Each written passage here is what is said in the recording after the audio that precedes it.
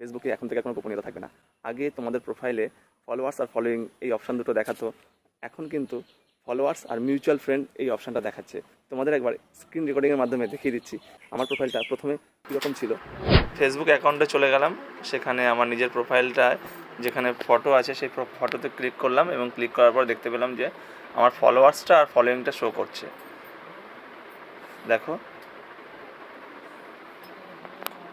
আমি কাকে ফলো করেছি সেই ফলোটা দেখাচ্ছে আর ফলোয়ার্সটা দেখাচ্ছে।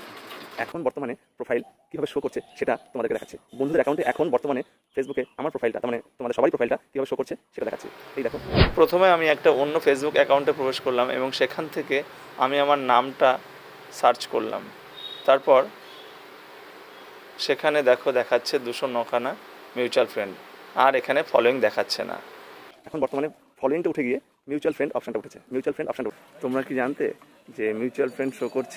এটা একটা বিরাট সমস্যার বিষয়, কেননা সবাই এখন দেখতে পাবে মিউচুয়াল ফ্রেন্ড কীভাবে গোপন রাখতে হয়। সেই সেটিংসটা যদি কারো জানা থাকে আমার কমেন্ট বক্সে আমাকে জানিও, আমি সেটা করবো। আমি জানি না, দেখো, আর যদি জানো কীভাবে এটা সলভ করা যাবে, অফ করা যাবে, কমেন্ট বক্সে তোমরা আমাকে জানাতে পারো। থ্যাংক ইউ ভিডিওটা দেখার জন্য।